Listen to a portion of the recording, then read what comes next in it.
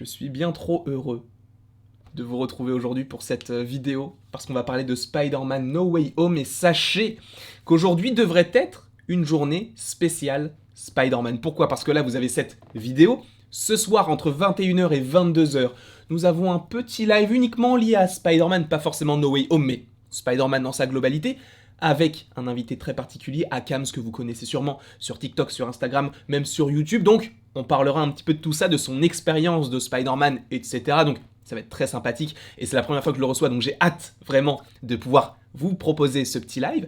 En plus de ça, après à 22h, il y a donc la conférence PlayStation, où tu aurais possiblement des petits trailers qui pourraient sortir, et notamment le trailer de God of War Ragnarok.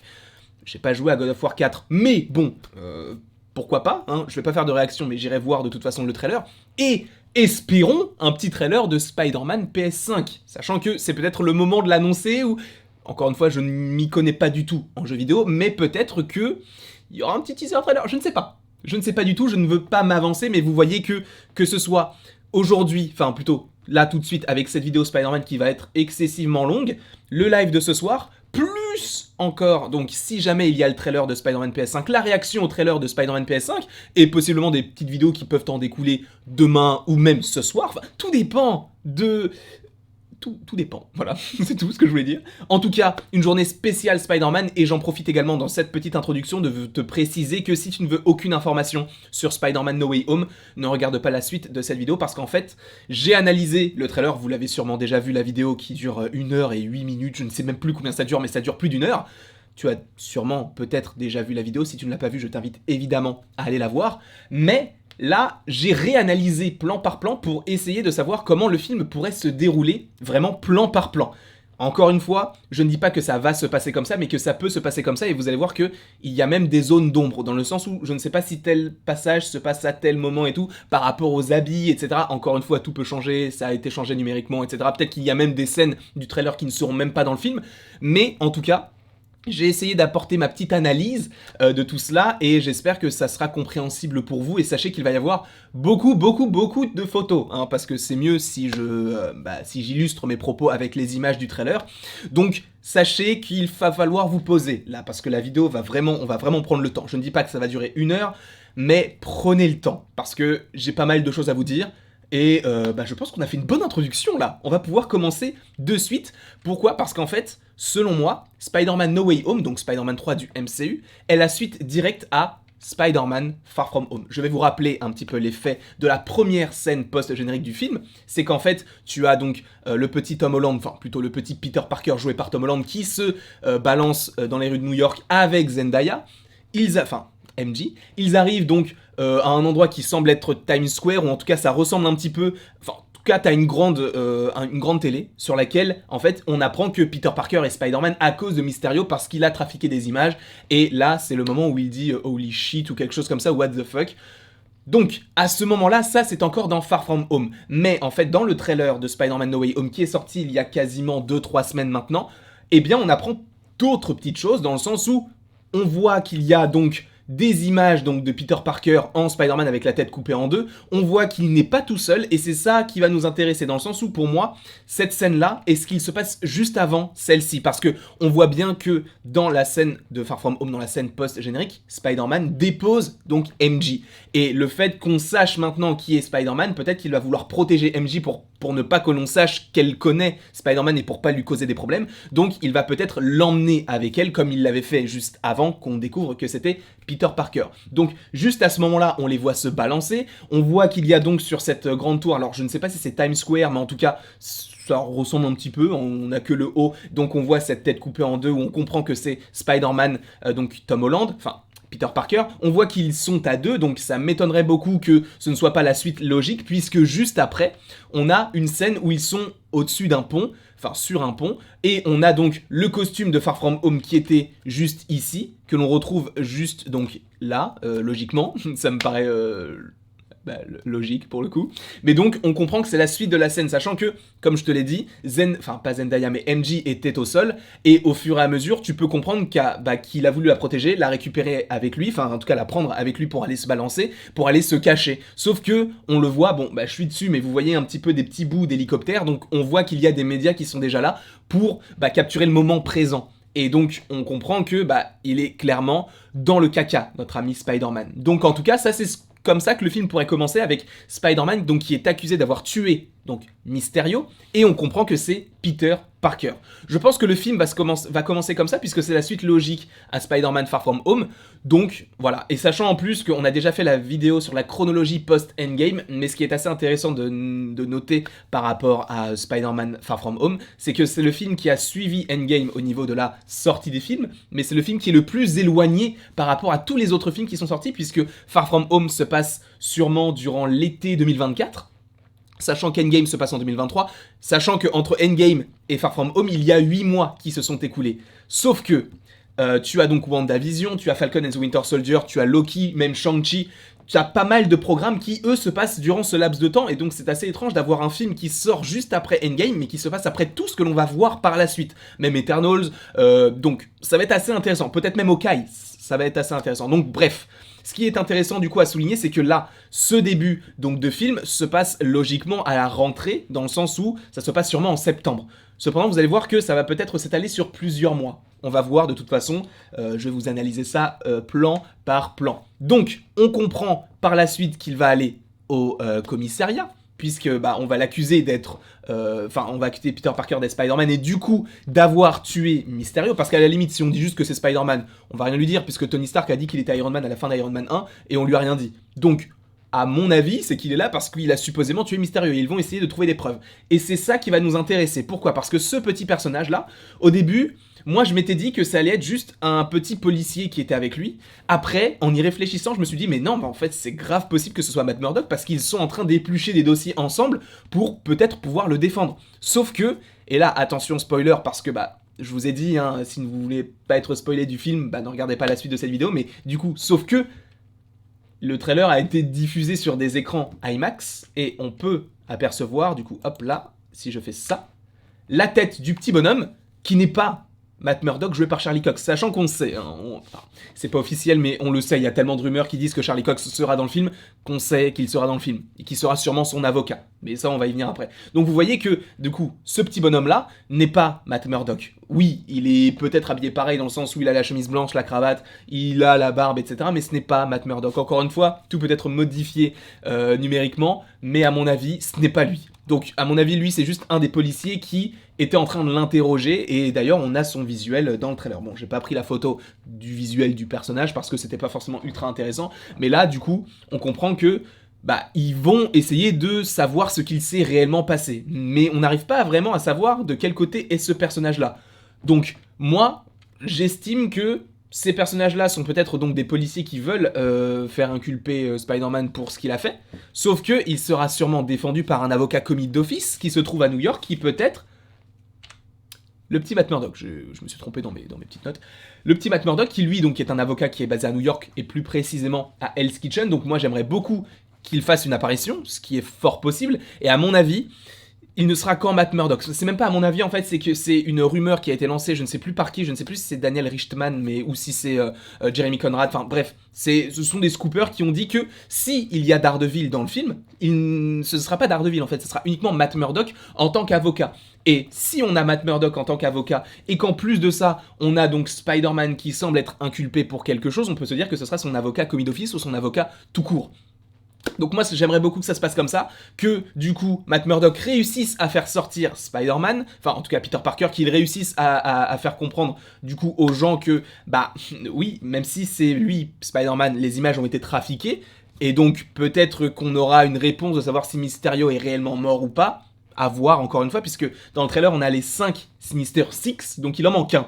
Donc à voir si c'est Mysterio, le Rhino, à voir même s'il n'y a pas l'homme sable qui pourrait lui dégager de cette équipe-là, puisqu'il semble être gentil, mais vous allez voir, on en a déjà parlé de toute façon en vidéo, mais on va y revenir pour l'analyse plan par plan, enfin c'est même pas une analyse plan par plan, c'est vraiment de savoir comment ça va se dérouler. Donc tout d'abord on commence avec la suite de Far From Home avec cette image-là, et on continue donc avec le commissariat, puis donc Matt Murdock qui sûrement, comment on peut dire ça, défendrait Spider-Man.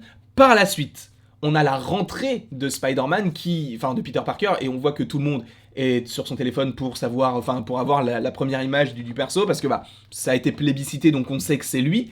Donc voilà, ça continue. Et analysez bien, enfin regardez bien les habits des persos, parce qu'en fait ce qui a été chiant, et j'ai mis énormément de temps à conceptualiser entre guillemets cette vidéo là, dans le sens où dans tous les plans où il est habillé normalement, il a une chemise. Et c'est des chemises à carreaux ou une veste à carreaux. Et c'était assez compliqué de savoir comment il était habillé. Donc c'est pour ça que de temps en temps, je ne sais pas ce qui se passe avant ou ce qui se passe après. Donc vous allez voir que ça peut être intéressant. Mais en tout cas, on va essayer d'analyser ça. Donc on voit qu'il rentre donc dans l'école, c'est la cohue, etc. Cependant, dans le trailer, la première image, c'est justement du coup MJ et le petit Peter Parker qui sont allongés sur le dos. Et vous voyez qu'il a exactement la même chemise, le même pantalon que du coup dans cette scène-là où il arrive justement auparavant avec MJ à l'école. Et d'ailleurs, en plus de ça, sur ce plan-là, derrière, tu avais également Ned et tu avais également Flash. Et ça va être intéressant par rapport à Flash de savoir comment est-ce qu'il va réagir par rapport au fait que le mec qui martyrisait, en fait, c'est le mec qui l'aimait secrètement. Enfin, aimait, plutôt admirait. Donc, on a cette scène qui suit donc la scène, puisqu'il dit c'est la cohue en bas. Donc moi j'ai envie de rester sur le rooftop, viens on reste là toute la journée parce que j'ai pas envie de descendre. Donc voilà, il y a la petite scène un petit peu mignonne. Par la suite, ça c'est un petit peu plus complexe dans le sens où moi je pense que cette scène-là se passe 2, 3, 4 jours après, peut-être même plusieurs mois après, ça dépend. C'est là où justement la temporalité est un petit peu complexe par rapport à tout cela. C'est qu'en fait là c'est réellement la rentrée. Donc je suppose que c'est comme en France, la rentrée aux États-Unis ça doit être en septembre, en tout cas au lycée. Sauf que là, cette scène-là, tu comprends que il va y avoir, c'est pas vraiment un bal de promo, mais c'est décoré en fait à l'allure d'Halloween. Donc t'as des petites têtes de sorciers, ce qui va lui faire penser à Doctor Strange. T'as plein de petites choses qui peuvent te faire penser donc à Halloween. Et je crois de toute façon sur un autre plan où il y a marqué Halloween. Donc Halloween, c'est de la nuit du 31 octobre au 1er novembre. Et donc ça ferait peut-être plusieurs mois qui se déroulent, enfin plusieurs jours, plutôt plusieurs semaines, qui se déroulent entre ce moment-là où il dit vas-y j'en ai marre de tout ça, et le moment où il se rend compte qu'il doit faire quelque chose par rapport au fait que tout le monde sait qui il est. Et donc est-ce qu'il a toujours agi en tant que Spider-Man ou justement est-ce qu'il a arrêté pour essayer de se dire non c'est pas moi Spider-Man. À voir comment tout cela pourrait se dérouler, mais en tout cas, cette scène-là se déroule selon moi plusieurs jours, plusieurs semaines après la scène où il rentre à l'école. Sauf si, justement, il rentre à l'école au moment d'Halloween et qu'après tout le procès qu'il ait pu avoir, il n'ait pas pu rentrer à l'école. C'est possible aussi. Donc peut-être que ça se passe quelques jours après, mais à mon avis, ça se passe de toute façon après, puisqu'il a la petite jugeote de se dire est-ce que je ne demanderais pas à Doctor Strange de faire en sorte que tout le monde oublie que je suis Spider-Man. Voilà, on est déjà à 12 minutes, sachant qu'il me reste énormément de photos. En tout cas, là, on est qu'au début du film. Je pense que ça, c'est vraiment le premier acte. C'est vraiment oublier ce qui a été fait par Mysterio dans le premier acte. Le deuxième acte, donc, se focaliser sur Doctor Strange, etc. Et le troisième acte, vous allez voir, c'est très intéressant parce qu'on ne sait rien. Et vous allez voir. Du coup, il rencontre Doctor Strange. Et étrangement, il a le même manteau et le même t-shirt gris qu'il avait donc juste ici, enfin gris-bleu.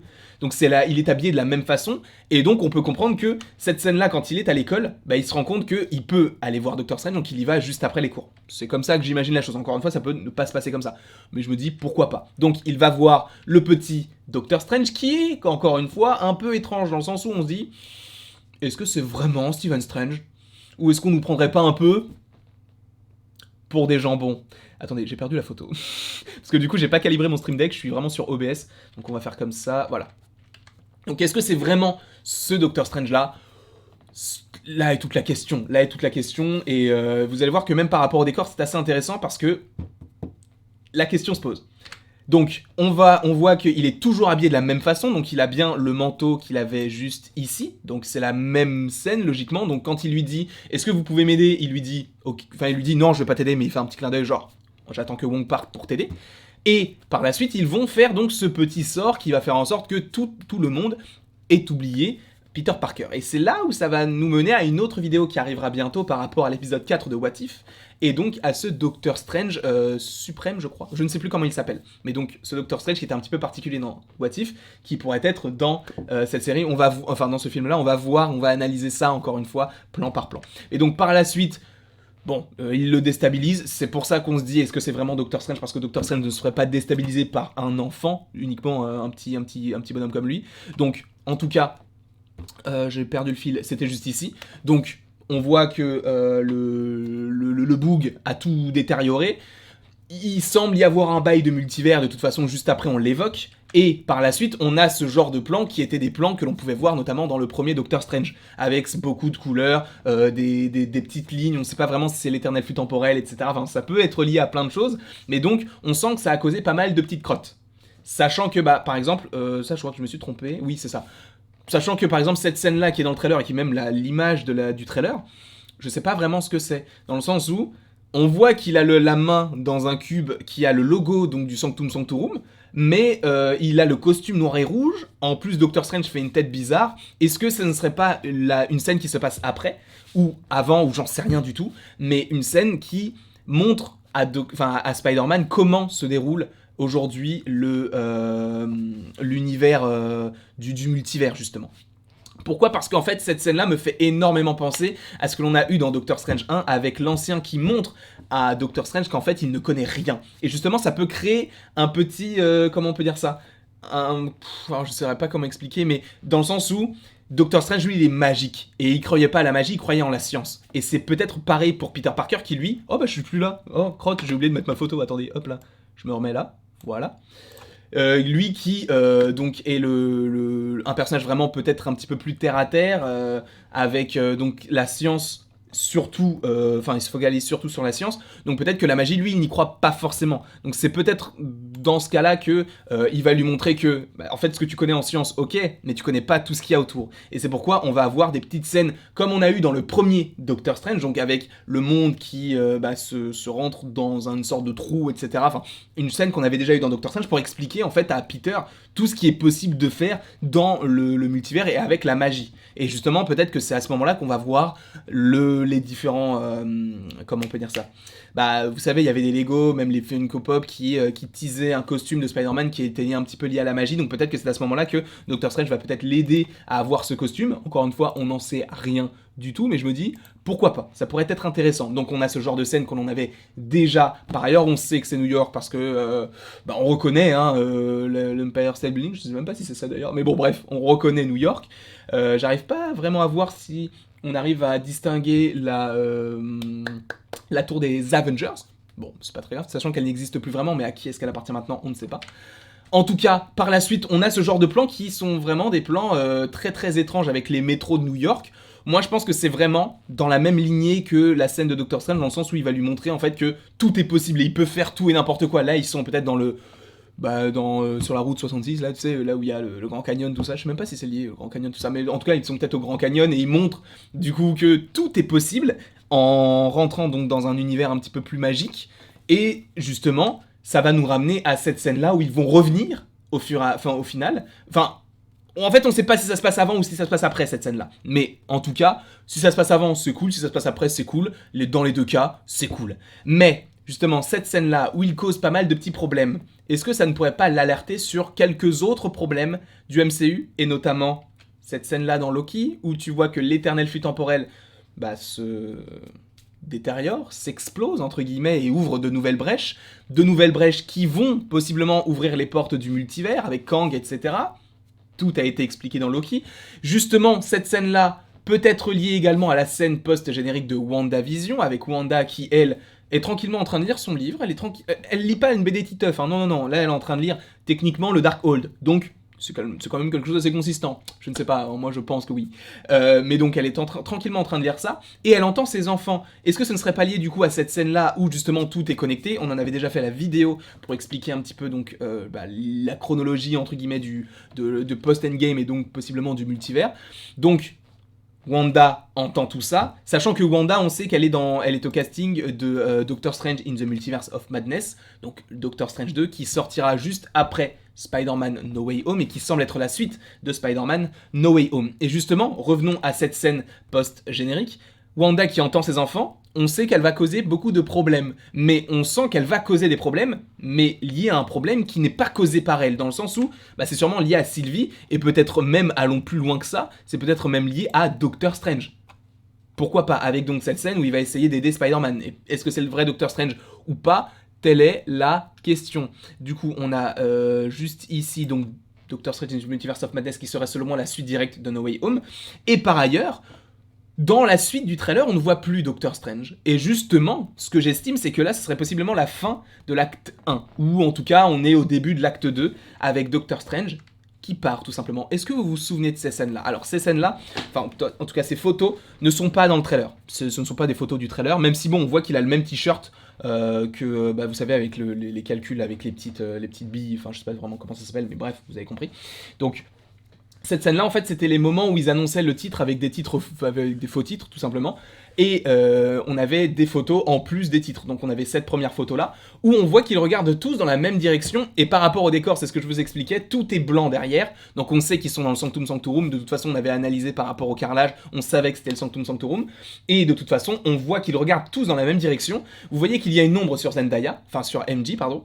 Ce n'est pas l'ombre de Doctor Strange, pour moi c'est juste l'ombre de la tête de Ned qui lui-même est éclairé, et c'est éclairé par le haut. Donc on voit qu'ils regardent quelque chose, mais à mon avis, ils sont tous les trois en train de regarder Doctor Strange qui s'en va pour aller voir ce qu'il se passe, notamment avec Wanda, et possiblement avec Loki.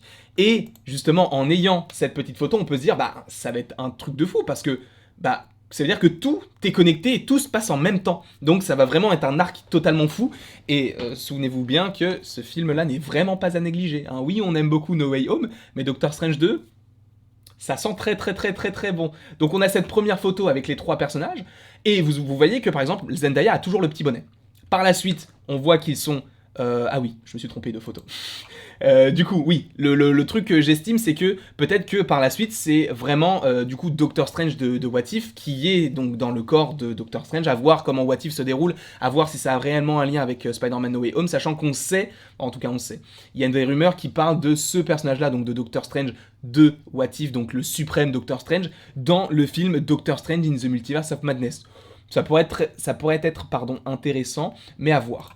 Donc par la suite ils vont dans le sous-sol, on sait pas vraiment ce qu'ils essayent de trouver, parce que bah on voit que Spider-Man lui il est blasé, et les deux autres semblent découvrir la chose. C'est assez intéressant puisque ça semble être la suite directe à celle-ci. Là Doctor Strange dit bon bah je pars, et eux vont découvrir un petit peu tout l'univers donc de Doctor Strange et voir ce qu'il peut exister. Sachant que, pourquoi est-ce que je te parle aussi du suprême Doctor Strange? C'est parce que c'est assez étrange de voir que Wong part en vacances sûrement. Doctor Strange est le seul sorcier qui est encore dans les locaux, et il part. C'est pas Doctor Strange qui ferait ça. Encore une fois, je ne me base que sur des théories, sur des trailers, donc ça va peut-être pas du tout se passer comme ça, mais c'est vrai que c'est assez étrange d'avoir cette scène-là de Doctor Strange qui part et qui les laisse tous les trois dans le Sanctum Sanctorum en train de se balader. Sachant qu'il y a pas mal de petites choses hein, dans le Sanctum Sanctorum.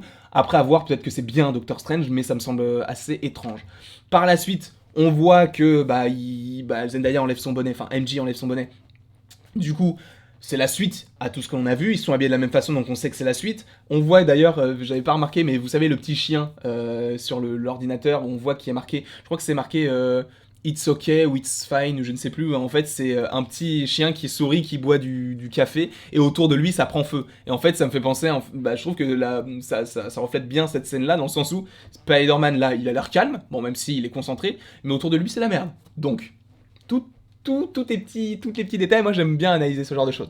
Par la suite, du coup, on sent qu'il y a, par rapport à ces différentes scènes de Doctor Strange, le multivers qui interagit, que ce soit par rapport à Loki, que ce soit par rapport à WandaVision, ou même par rapport à la scène dans No Way Home, ou même par rapport à What If, tout est connecté.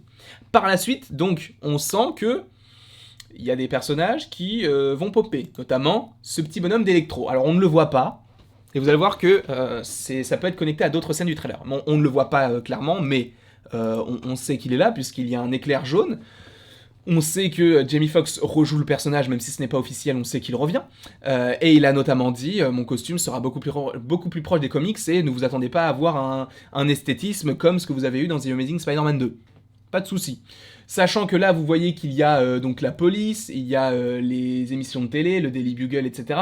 Pourquoi est-ce qu'ils sont tous là? Je ne sais pas, mais en tout cas, pour moi, c'est réellement le moment où les personnages vont arriver. Pourquoi? Parce que je pense que cette scène-là, avec les policiers qui rentrent dans un immeuble qui semble être totalement détruit, c'est tout simplement l'arrivée d'Electro. Alors, c'est un peu maigre comme indice, mais je me dis pourquoi pas, sachant que ça se passe la nuit, les lumières, ça donne un petit côté un petit peu orangé, un petit peu jaunâtre.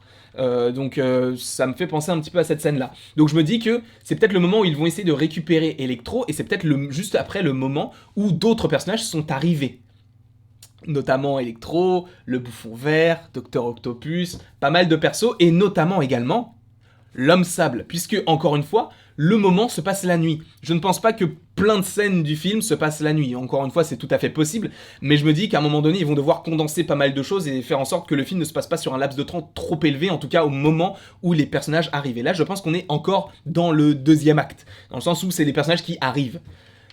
Donc, on voit que déjà Spider-Man a son costume noir. Est-ce que c'est le costume qui a été désintégré par les éclairs d'Electro et que là c'est le vrai costume noir et que en fait c'est une sorte de double peau qui est en dessous du costume rouge qu'il avait donc dans Spider-Man Far From Home? C'est possible. On voit que l'Homme Sable lui semble protéger le petit Spider-Man, donc très très cool. Par la suite, on a une autre scène du costume noir qui se déroule au Fist. Alors ça, est-ce que c'est vraiment lié ou pas parce qu'il semble faire jour? Je ne pense pas, mais en tout cas, c'est plutôt intéressant d'avoir le personnage au Fist. Donc voilà.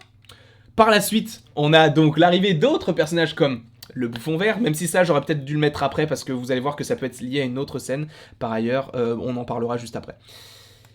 Ensuite, on a une scène qui semble se dérouler dans un endroit un peu sombre. Donc, est-ce que c'est les égouts? Je ne sais pas, sachant que la petite chemise bleue qu'il a ici, c'est une chemise qu'il avait déjà. Alors, c'était à quel moment? Je crois que c'était ici. Il avait déjà une chemise bleue. Alors, est-ce que c'est la même? Et en fait, ils sont dans un des sous-sols du Sanctum Sanctorum. Moi, je pense que ce n'est pas impossible.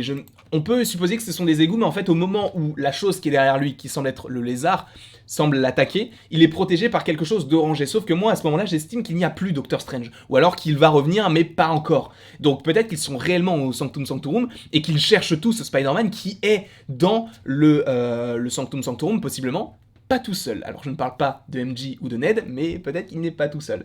Donc peut-être qu'il est protégé par une aura orange, qui est liée donc au sorcier. Ce qui ne serait pas déconnant, quoi. Je dis ça, je ne dis rien. Par la suite, on a le même costume et on a ce personnage qui est joué par... Attendez, j'avais son nom. Qui est joué par... Je n'ai plus son nom. Super. Qui est Paula Newsome, pardon, excusez-moi. Donc, on ne sait pas vraiment qui c'est, mais je me dis peut-être que c'est la mère de MJ, sachant que dans le trailer, on rentre un petit peu plus dans l'intériorité entre guillemets d'MJ, dans le sens où on rentre déjà... Enfin, elle est beaucoup dans le trailer, et en plus de ça, on la voit beaucoup chez elle. Donc peut-être qu'on va voir sa famille, etc. Donc peut-être que Spider-Man est ici pour protéger la mère donc, de MJ, face auquel... Enfin, dans le sens où peut-être que les méchants vont savoir qui... Enfin, il est lié à qui, tu vois? Parce que maintenant, on sait que c'est Peter Parker, donc on sait qu'il est lié à MJ, on sait qu'il est lié à Ned, on sait qu'il est lié à Happy, etc. Sachant que Happy, on le voit également dans le trailer, on sait qu'il est lié à sa tante, forcément, mais... Donc on voit donc ce personnage-là, peut-être que c'est la mère d'MJ qui est prise au piège et il est là pour la sauver. Je ne sais pas encore une fois.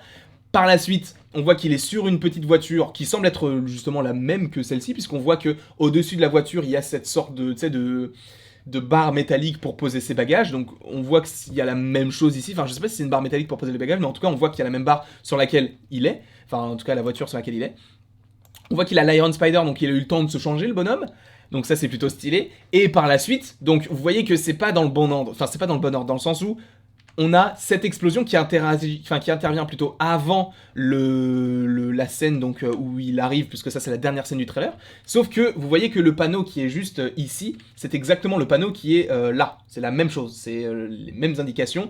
Donc on comprend que c'est pas forcément, ça se passe pas forcément en même temps. Donc à mon avis l'explosion se passe après, puisque bah juste ici on n'a pas de fumée ou quoi que ce soit, sachant qu'en plus on voit les mêmes bâtiments, le bâtiment qui est juste en dessous qui semble vert un petit peu et le bâtiment qui est blanc là-bas. C'est le même, ce sont les mêmes qui sont du coup le bâtiment vert là et le bâtiment blanc qui est juste encore plus au fond. Donc moi à mon avis cette scène là c'est justement le moment où la bombe explose, mais ça se passe après, donc la scène où il se soulève quoi, comme on dit dans le jargon. Et justement on voit qu'il a l'Iron Spider. Très bien, il est encore sur l'autoroute, parfait. Cependant, et ça on en avait déjà parlé, je ne suis pas le seul à en avoir parlé, et de toute façon ce n'est pas moi qui ai eu l'idée de tout ça, c'est juste la composition du plan, et c'est vrai qu'il y a pas mal de personnes qui l'ont relayé. Le plan est assez étrange. Le mec est tout seul. À gauche, il y a de l'espace, à droite, il y a de l'espace, et encore, il me semble que la photo, je l'ai rognée. pour que ça puisse rentrer dans un format 16 neuvième. Donc normalement, il y a encore plus de place pour des gens sur le côté. À mon avis, à ce moment-là, ils vont affronter tous les trois, parce que oui, tous les trois, qui sont tous les trois... Oh, crotte, attendez, c'est mieux si je fais ça. Les trois Spider-Man. Je pense que Spider-Man de Tom Holland sera au milieu. À gauche, il y aura du coup, possiblement le Spider-Man de Tobey Maguire ou celui d'Andrew Garfield, et pareil, à droite. Cette scène-là, ça a été coupé, enfin tu sais, ça a été numériquement effacé. On le sait que Marvel le fait par rapport à Infinity War, par rapport à Endgame. Ils ont supprimé pas mal de choses. Là, il va y avoir des trucs de fou. Donc à mon avis, il va y avoir les trois Spider-Man et ils se retrouvent face donc au docteur Octopus qui dit « Hello Peter ». Et on ne sait pas à qui il parle. À mon avis, peut-être que s'il est déjà en costume, il parle peut-être à Spider-Man, donc juste ici. C'est pas impossible. Moi, je pense qu'il parle peut-être à Spider-Man, donc de Tobey Maguire, parce qu'il le connaît déjà. Donc à voir comment tout cela pourrait s'agencer, mais je pense que le film pourrait se dérouler comme ça, et je pense que ça, là, donc avec le Hello Peter, ce sera la fin de l'acte 2. Avec donc les différents persos qui sont arrivés, donc que ce soit le Bouffon Vert, Electro, le Lézard, l'Homme Sable, Dr Octopus, etc. Avec un qui manque d'ailleurs. Mais donc j'imagine tous ces personnages arrivés, donc au début de l'acte 2, en tout cas après, au moment où j'estime que Doctor Strange part, puisqu'on ne le voit plus du trailer, même si on peut se dire qu'il a été supprimé au montage. Par la suite, dans l'acte 3, bah on sait pas ce qui se passe. En fait, l'acte 2 se finira avec cette scène-là, avec les trois Spider-Man qui vont essayer d'affronter les différents persos. Je pense que c'est ça l'acte 3, c'est l'affrontement.